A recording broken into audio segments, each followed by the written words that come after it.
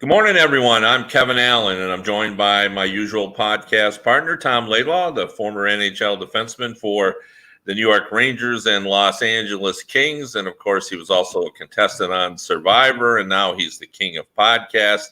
Every Thursday, he's with multiple former teammates. And every week, they've got kind of a unique new face for you. And it's quickly, Tom, becoming a popular podcast for you. It is. Yeah, it was surprising. It was about 5 weeks ago. We were just sitting around bored and said that let's the four of us. There's Ron Duguay, Ron Greshner, Dave Maloney, myself. Let's jump on and do Facebook Live and do a little fun time. And it was a blast. People loved it. Where Duguay is, Mr. Playboy. He was sitting in his bedroom. He had a maid coming in and out of the room, and Ron Greshner was have a hard time with the technology, so he had a hard time even getting on. So it was a blast. It was fun. We experimented a little bit. We went away from just having hockey. We had Boomer Esiason on, the former football player who was a big hockey fan.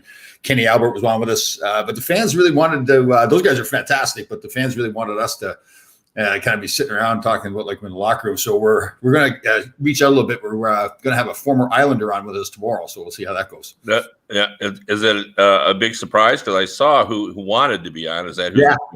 Yeah. So Clark Gillies, he's got quite a sense of humor. Thank God, because he's a scary man. But he asked to come on, so we were going back and forth. He was going to come on. He had business at the last minute, so.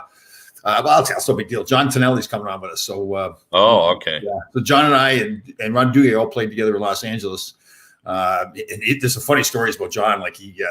He sleeps with his eyes open, kind of. So we used to sleep on the plane. He would lay back and fall asleep, and we'd always go tell the stewardess or the flight attendant, that gentleman over there wants something, So she's trying to get his attention. He's got his eyes open, and she thinks he's flying. So, that almost sounds creepy. But now you coach with John too, right? Yes. Yeah, we coached. He coached a bunch of 14-year-olds, a really good team that ranked nationally ranked. And it was going to be his last year coaching. His son was going off to prep school, so he asked me to coach with him. And we ended up coaching against Chris Draper in the national finals in Arizona. So, and that was a real close, tight game, wasn't it? Yeah, I think they won 2-1 or 3-2 or something. It was a great game. Yeah. Wow. Hey, the real important thing is too. I know you were off the thing about getting a haircut there, and I thought maybe I'd help you a little. We were talking about shaving it bald. Yeah, and that didn't really convince me that I should shave my head, Tom. I got to tell you. Although I am impressed by your technological savvy to be able to pull that off. So. Thank you. You know who you look like there? Walt Kyle. Walt Kyle. Yeah. Well, I like Walt Kyle, and he's very funny. Yeah. So, how's Walt doing these days? Do you talk to him? I haven't talked to him much. I know he got out of the coaching world, coaching college, and he's in the agent business. Actually, I think he does more recruiting with, I believe, with Donnie Meehan's group, the Newport. Yeah. Well, I've told this story before, but I'll tell it again. The story about when Walt Kyle transferred from was it BU? Yeah, it's BC. BC, and he transferred in, and of course he was known as a leader and a veteran player. But Rick Comley called him in and said, "Walt, I just got to warn you. You're coming into this team, and you're used to kind of setting the tone, but this is Tom's team. When Tom says we're going to do this, they do it." And when Tom says we're going to the bar, we're going to go to the bar. When Tom says we're going to work hard, practices are good because Tom wants to work hard in practices. So whatever, you got to understand, this is Tom's team. So Tom is in charge of the team. But Walt, you're in charge of Tom. And that's one of my all-time favorite stories. Because I didn't know that until recently, a few years ago when you told me that story. I didn't know that conversation had gone on, but it was exactly the truth, too. Well, we had a great time. That was... for as long as I've known you, Tom, I could totally see that. If I'm playing a hockey game, I want my man Tom Laidlaw leading the charge because you're a hard worker and you want to get at it and you do the right thing. But if I want my players to behave off ice, especially then, Kevin. We went. So when I went to Northern Michigan in 1976, that was the first year they had the hockey program. For people who don't know, so we're all freshmen up there. So I was fortunate. I got to be a 4-year captain. But I remember we never forget. We went on our first road trip. I think it was Western Michigan University. We bussed out to. We got in the hotel, and right beside the hotel was a liquor store. So of course. Playing the night, it was Thursday night. We were playing Friday and Saturday night. So, of course, all these young Canadian guys, we decided, well, we got to go to the liquor store. So we go to the liquor store. We started having a party in the room, and all of a sudden, Coach comes in, and we're all together and everything. He goes in like, what are you guys doing? we just don't know any better. We just went all out all the time. But we had a blast up there. Walt was a great teammate. Today, did we ever tell the story about when we had Walt and his brother Junior? They had a car, the family car, and we all lived together. Did I tell you the story about how I don't know this story. So we all lived together our senior year. And so we would all go together to practice in the car, and we had an agreement. We're always going to take turns at fill it up with gas. Walt would fill it up the next time Junior and the next time me. And I believe I'm correct in thinking it was Walt's turn to fill the car up. He did not do it for whatever reason. And we ran out of gas on the side of the road. And we weren't that far from a gas station. We were maybe a quarter of a mile away. But we all sat in that car. We were all so stubborn. We sat in that car for hours, and nobody would move to go get the gas. I think Junior finally gave in and went and got the gas. But it was hilarious. We weren't necessarily even mad at each other. We said, "Nope, I'm not moving."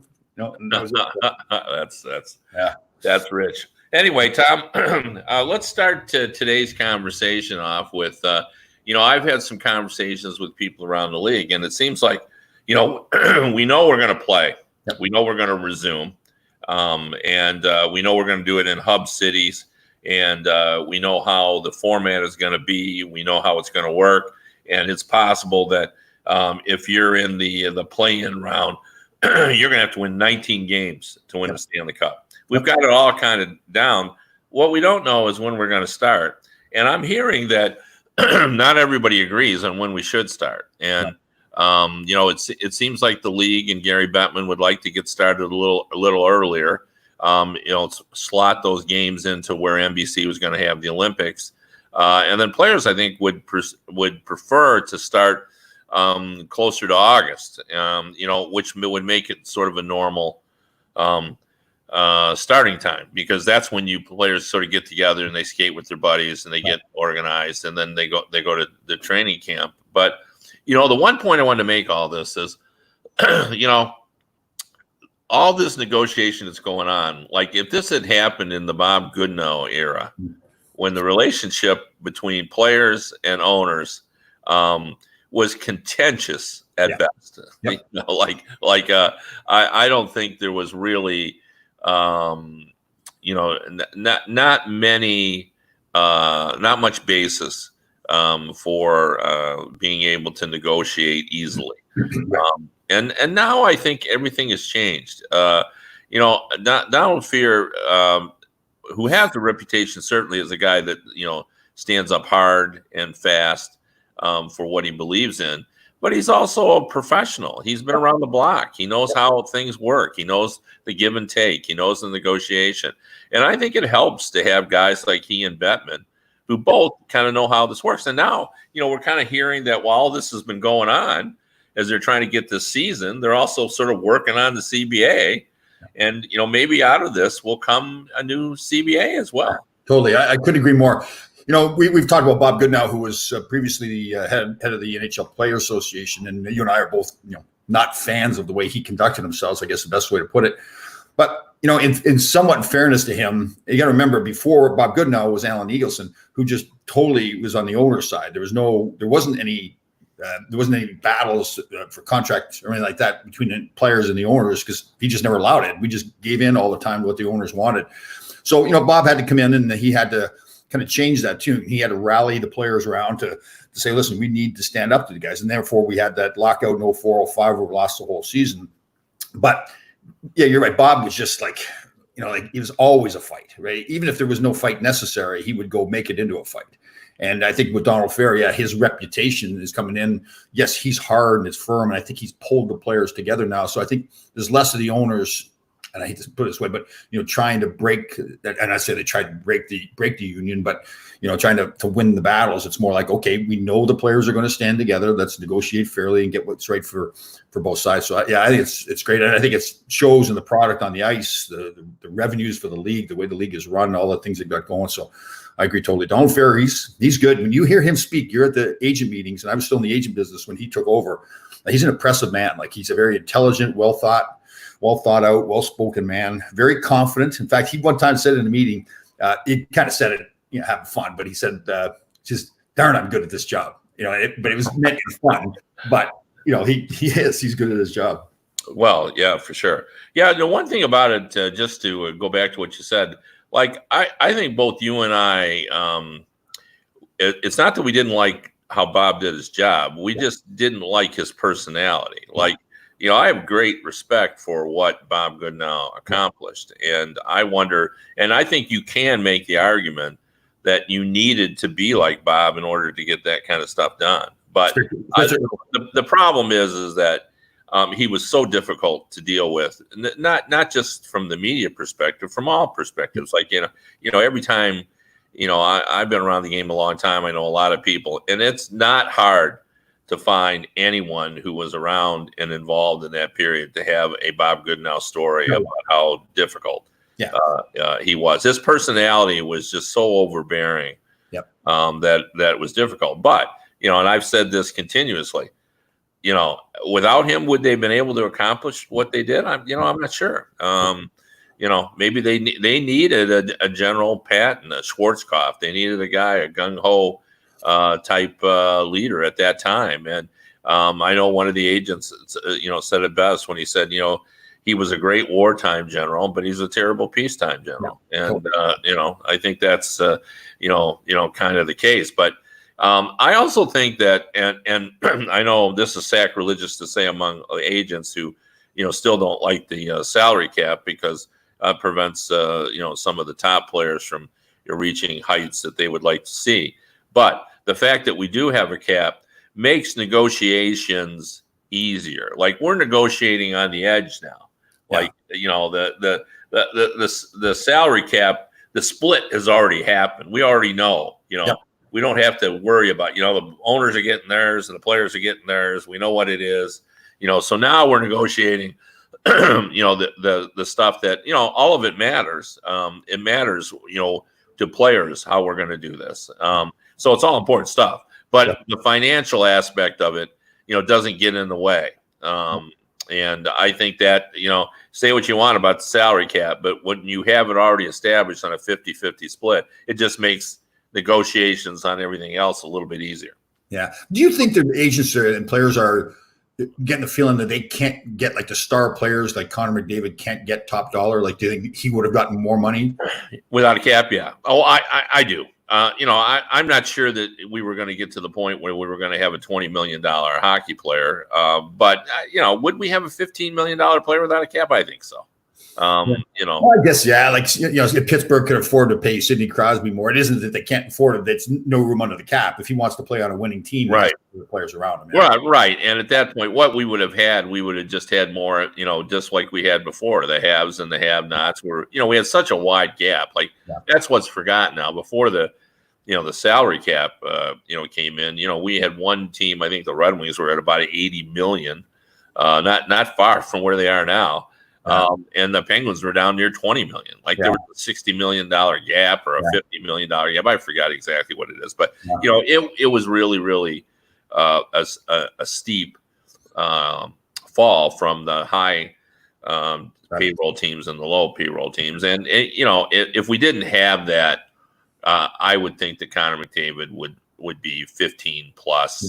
Who knows? I mean, maybe he would have been pushing toward 20. Yeah, it's interesting. I had Michael Zanian on yesterday for a little talk about. He does all the stuff for Forbes magazine. He talks all the finances and the dirty word in that CBA consistently is the escrow system, right? That's the money that's taken out of each paycheck to make sure that at the end of the day it's a 50-50 split.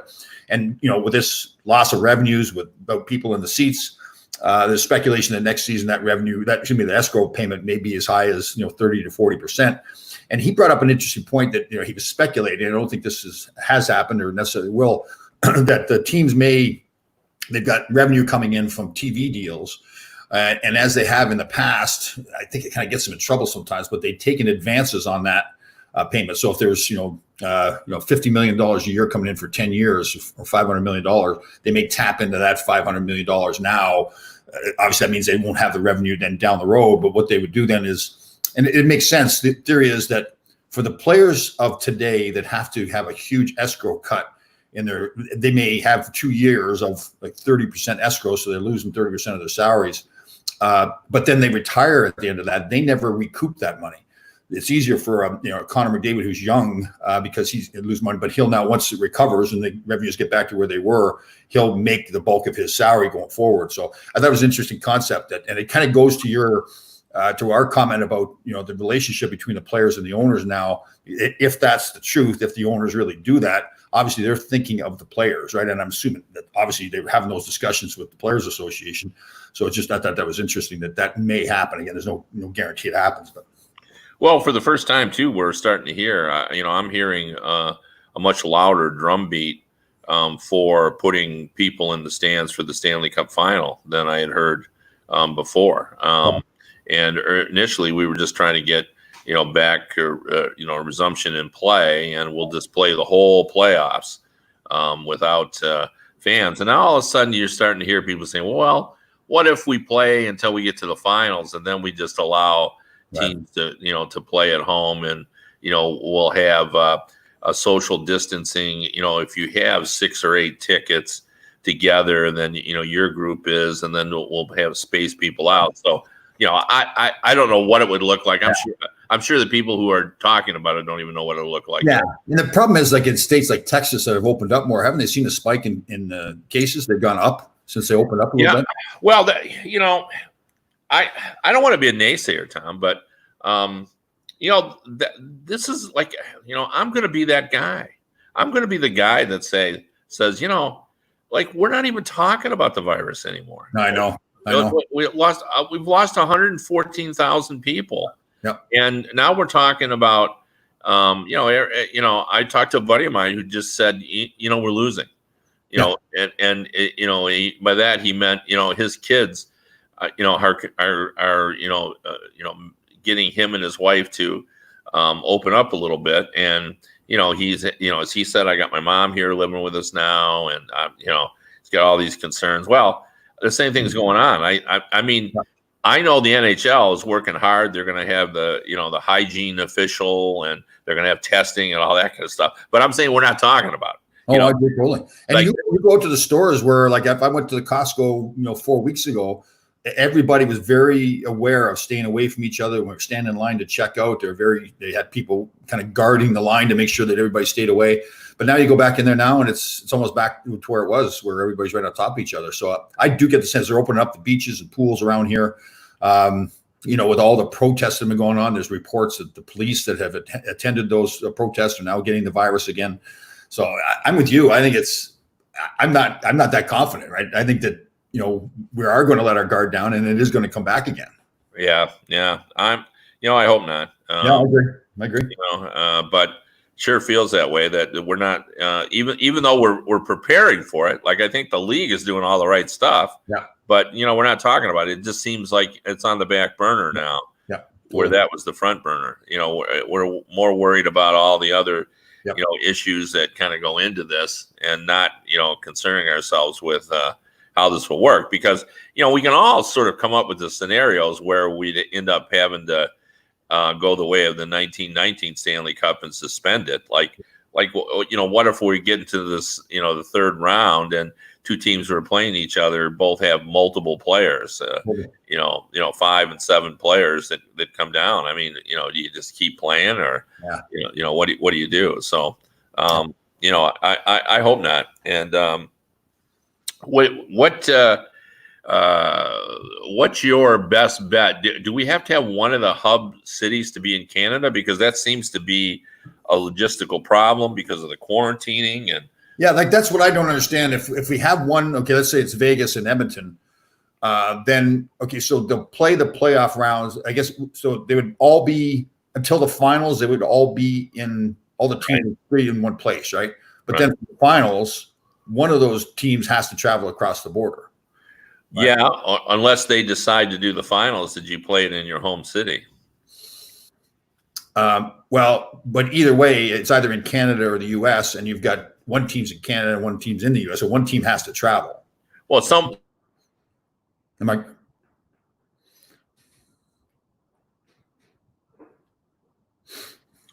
let's just say that a non-Canadian team wins in the hub that we have in Canada. So they'd have to come home, or have to go to Right. whatever the hub city we have is in the United States. So, but you're hearing that now. You're hearing people say, "Well, why don't we'll play this in the hub cities until we get to the final, and then, if it's St. Louis and Boston, we'll just play it in St. Louis and Boston." You hear that now. Right. Now, I don't know if I hear it from the people that matter, but yeah, I do hear it. So I guess as long as they're both U.S. teams, but then St. Louis would have been up in Edmonton, right? Well, so if Edmonton's going to get it, so they're going to have to cross. So they're going to have to cross. That's when I've heard Edmonton over and over. I kind of wonder about that. Why would you have Edmonton then? Why not just have Vegas and Columbus, and then you've got two? Everybody's all, and nobody has to cross any borders, right? And haven't they said in Canada, if you're coming into Canada, you got to quarantine 14 days. For 2 weeks, right? Yeah, at home. So yeah. Well, the other thing too that leads me to believe that players still believe they may end up with starting this a little bit later is that no one seems in a hurry to get back to their home city. Like, 16 teams, have kind of opened up facilities, and I've talked to a couple of teams, and they've reported that they think there's about 11 players. One of them said 11, and another team said 13 or 14 players that are back in the home city. Right. So I guess, why wouldn't I'm trying to think I'm trying to think of a family situation. So I guess if you're with your family in some other city other than your home city, are you worried to leave your family there? Like, why wouldn't they be coming back, especially after all that time off? But I guess you think, okay, if we're not going to start to the end of July, it's June 10th today. So, it gives you over a month and a half. It's almost too long to be there. Maybe that's the theory. I don't know. Well, and, we're in cottage season, and the guys probably who own cottages are, got their boats fired up, and so they figure they've been stuck at home with nothing to do really. Now the weather's nice, and you've got your cottages. So now they say, okay, we went through all that. Now we finally have a chance to have some amount of a summer. Yeah, makes sense. Yeah, and some of them may have just gotten their cottages open. Yep. They've been, stuck in their homes. They've been sequestered. They're secluded. And so they just went up. They got a nice cottage up in, north of Toronto. And they got it opened up. And now they're saying, well, you got to come back and start working out. The Muskokas, up in the Muskokas. Oh, okay. All right. Did you ever have a cottage? No. All right. When we had the farm, there was no getting away from. We had to milk the cows every day, twice a day, so there's no getting away. Occasionally, we would go away for a couple of days, but inevitably, if we went away, then we'd have some relative or somebody come milk the cows, and they would do something like milk the cows 3 times a day or once a day, or they'd put the. It wouldn't go well. Yeah, it did not go well. So my father and grandfather would always come home, and they just like mad as they'd go on this vacation to get away, and then it makes it even worse. So. No. Now, if you were a player, did you consider getting a cottage? When I was here in New York, I had bought a piece of land. This is somewhat funny. Bought a piece of land up in Pauli, New York, about 45, 50-minute drive north of Rye, where we lived and practiced. And I bought this is a tiny little lake called Whaley Lake. Beautiful thing that up in a hill there. And I had this vision that I was going to build this log cabin, a nice big log cabin with a stone fireplace, and the authentic logs and the whole bit overlooking the lake. I don't know how to say this delicately. I let my wife at the time that I'm divorced from now get a hold of the plans for building the home. It turned into a big 5,000 square foot monstrosity with a spiral staircase and tile floors and all that stuff. And then, so my log cabin, and I still have not got my log cabin back. So, wow. Do you still own the land? No, sold it. That was actually built it right when I got traded to Los Angeles. And actually, the market crashed or something. I think that was right around that time. So I had to dump the house because I didn't want to keep holding on to it. It was going to go down in value, so we dumped it. So, and then got divorced too. So that was a really good deal. Yeah, for sure. Yeah. Anyway, I also wanted to ask you a little bit. The members of the Writers Association are going to vote on the awards, right. And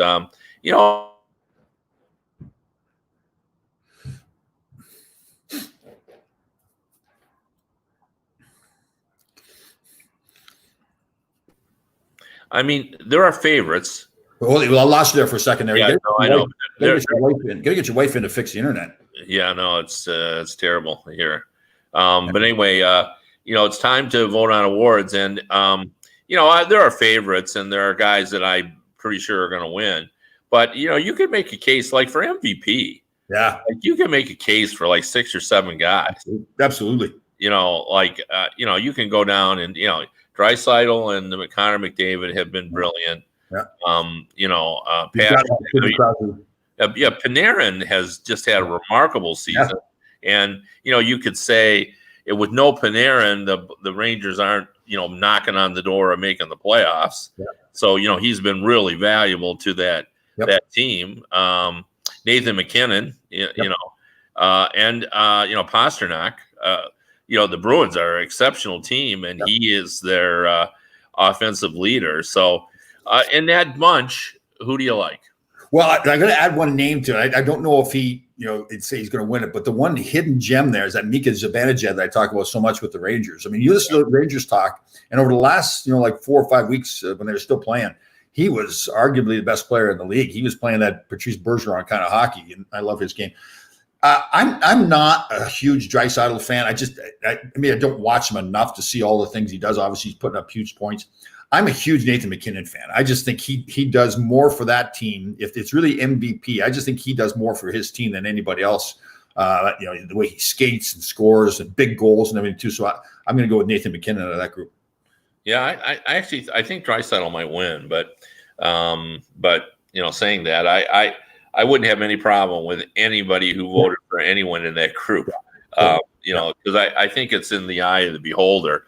And the question I always have about MVP too is I want it's supposed to be most valuable to his team. So I want a guy who is really, really important to what's happened to that team. And obviously Draisaitl and Connor McDavid are the reasons why the Oilers are where they are. But I really like the idea that some of the other guys, like the Bruins, I thought were the best, most consistent team, and Pasternak's the best offensive guy on that team. So you can certainly make a case. But there's the argument there that I don't agree with, and I know that's the way it's gone. It's always about points. Like a good example there with Boston.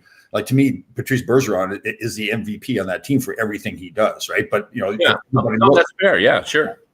Yeah, and points do play a role in it for sure. Like, I don't like.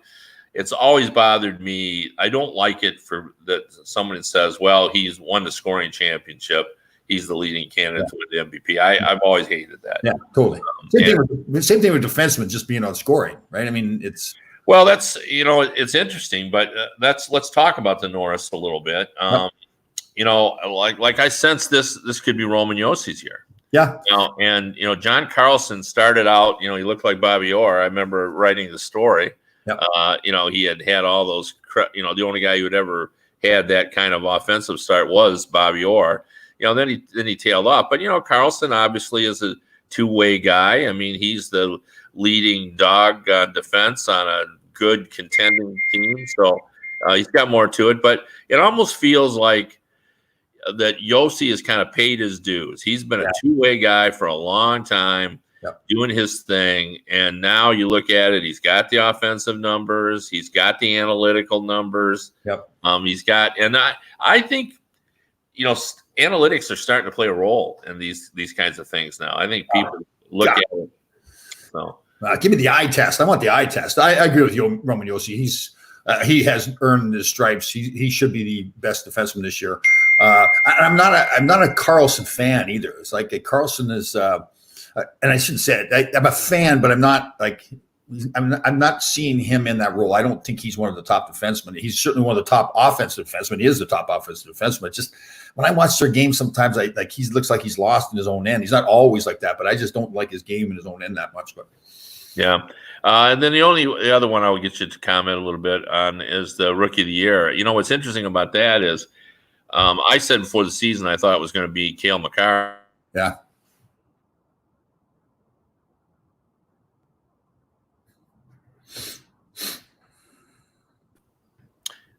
I know you lost me, but Makar, it looked like he was born to play with that Avalanche team. Yeah.